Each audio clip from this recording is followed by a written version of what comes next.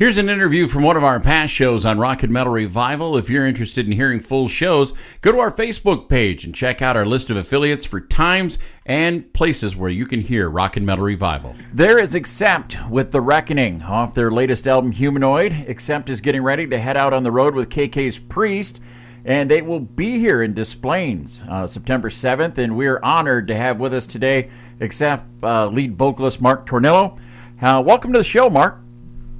Thank you. Well, I feel so welcomed. Thank you very much. Well, it is great having you here. Now, you guys released a new album in April called Humanoid, which we just love. One thing I've always respected about Accept is you keep giving the fans new music, which a lot of bands with legacies like yourselves sit back and rely on the success from the past. Why do you guys think it's so important to give the fans new music? You can't just sit back and rest on your laurels. I know a lot of people do, but when I first joined the band, that was kind of a stipulation. You know, I was like, I don't want to just go out and sing your old catalog. Mm-hmm. You know, I want to do new music, and we all talked about it. It was like, why can't we do it just like we did in the old days? You do a new record and you tour. You do a record and you tour, and it's more refreshing for us as well as the fans. You know, you get something new to play. It's exciting. It's, you know, instead of just rehashing the whole, you know, old songs over and over again, which you do anyway, but at least you inject some new stuff every time. Mm-hmm. Nice. Now, since you've joined Accept, they've had been pretty proficient at putting out albums, and great albums at that. Now, did Humanoid, the process of putting together Humanoid, any different than, say, Blood of the Nations or one of your other albums? Or was it pretty much, you guys pretty much got a formula for putting together albums? We pretty much have a formula, but there's a lot more involvement now from everyone. That's the only thing that's different, I would say. You know, okay. In the old days, Wolf and Peter wrote most of the old Accept stuff. And even when I first joined the band, they wrote most of the music, and I would write the lyrics, or most of the lyrics anyway. But it seems like we're taking ideas from everywhere now since Peter left the band, which is very refreshing. So, cool. So we got a little wider view on things, I think. Nice. It's other than that, though, the process is the same. I mean, and it's never, every song is different. Mm-hmm. There's never a set. You know, you start with a riff, or you start with a title, or everything works differently. Mm-hmm. You know, I'll send lyrics to Wolf, and he'll write a song for it. He'll send me music, and I'll write lyrics to it. You know, and it goes on and on like that. So they're all different. Cool.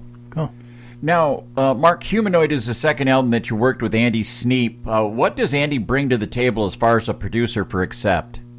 This is actually the sixth album with Andy Sneap. Wow. Oh. He's done every record since I've been in the band. Oh, wow. Nice. So what does he bring to the table? Professionalism. Yeah. Ideas always. Technical prowess. He's not only a great engineer, he's a great producer. And he's a musician as well. So, you know, it's so much better when you have somebody that really understands guitar and understands how music works. And he's also very good with me, with you know, working with lyrics and melody lines, and always has been. I mean, he's like the fifth Beatle at this point, you know. Nice. Feel like he's part of the band. Cool. Now, there's not a lot of singers who could step into the shoes that you stepped into and just keep going forward like you guys have done. Do you remember the first Accept song you ever heard, or the first one you performed with Wolf when you guys first got together? Actually, the first Accept song I ever heard in my life was "Son of a Bitch." I love that too. Back in, I'm going to say 1979. A Breaker came out in late '79, so it was 1980, and we covered it immediately. Nice. Quick. Nice. Now, Mark, I read an article where you had said that the United States just wasn't metal territory anymore. I can understand why you'd feel that way, but what do you think the cause is for metal losing its grip here in the U.S.? Well, in my defense, that was just a passing, comment. Yeah. And I was actually, the guys that were interviewing were friends of mine. Okay. And we were just talking candidly, and something goes out in press like that, and of course Blabbermouth grabs it and makes it a headline. Yeah. Jesus, you can't say anything without these bottom feeders grabbing it. Yeah. So, but it truly, it's not as big here as it is in the rest of the world by any means. Europe it's still huge. Yeah. South America is huge. Japan is huge. And it's kind of not the main attraction here, Yeah. It's just not. And I think it has more to do with the fact that the record companies don't promote it properly. Nothing against ours. I mean, I love working with Napalm now. They're so on it and really doing a great job for us. But in the mainstream, the big labels, they don't promote metal. They don't. Yeah. And you guys know because, you got Munzie breathing down your neck. But, yeah. you know what I'm saying? But, yeah. But they don't promote it well enough. And I think if they did, kids would get into it, They're more interested in selling, Taylor Swift and, hip hop and so it is what it is. But heavy metal will always be there. It's not going anywhere. It's just underground again, Exactly. It just amazes me how there's some great bands when they play here in the States will play to a small audience, but go over to Europe and play it to a stadium, and it just Well, we just did, KK and us both played Vakken, 80,000 people, and with Scorpions. Nice. And now we're going to play, small theaters and big clubs. So it is what it is. Yeah. Now this is your 6th album of new material with Accept. So now you're going out on tour. You gotta add new songs to the set list. You gotta take songs out. How hard does that get after a while? I mean, do you change it? Like when you're coming to the U.S., are there certain songs that got to be on this list that in Europe might not, or South America might not make it on the list? Not so much. I mean, it obviously it gets very much more difficult every time we put out a new record to weed out what we're not going to play so that we can get a few of the new ones in. But there's, some of the classics that you have to do. You got to play Balls. You got to play Shark. Oh, yeah. You got to play Metal Heart. Yeah. You just have to. But we do try to switch up the old ones. And as far as the newer ones, I mean, we pretty much do about half and half. Okay. And we'll mix them up a little bit even as we're going. I mean, we don't play the same set list every night. We've got a few, maybe 3 or 4 songs that we'll swap out every night to different ones. Cool. Try to keep it fresh for us and try to keep it fresh for anybody who's following us, Oh, yeah. So they don't see the exact same show twice.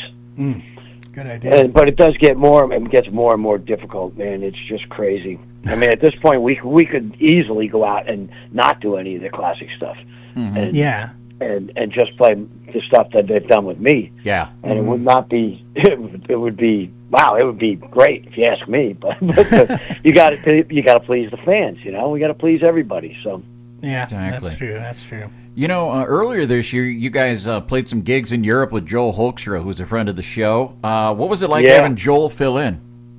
Joel did the South America run with us also. Wow. In May. And then he played all the summer festivals with us. I tell you what, he's just amazing. The guy is not only an incredible musician, but just a really wonderful human being, and there's no ego. He's humble, and he just goes for it, man. He goes for it. He is a consummate professional. That's all I got to say about him. He learned so many songs so quickly. It was just ridiculous. He only had a few weeks to prepare. Comes out, knows everything. It's like, you gotta be kidding me. Man. And he's a workaholic. He's always either practicing or teaching or working. So. Nice. God bless him. You guys, he's a busy dude. And they armed him with the Flying V. I mean, now you... Oh, yeah. All right, when you started with Accept, there were 2 guys with Flying Vs. Now there's 3. Yep. Now, did your insurance rate go up? Because that sounds like it could be dangerous with guys running around with those pointy guitars. Well, one of the shows we did, one of the festivals we played, it might have been Hellfest. Judas Priest was on the bill, so Andy came up and played with us too. So there was 4 flying V's. Nice. Dang.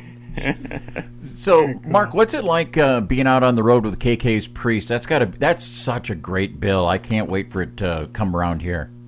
We're gonna find out. I mean, we've played a few shows together over the summer festivals and hung out a bit. This will be our test run here, so we're gonna find out.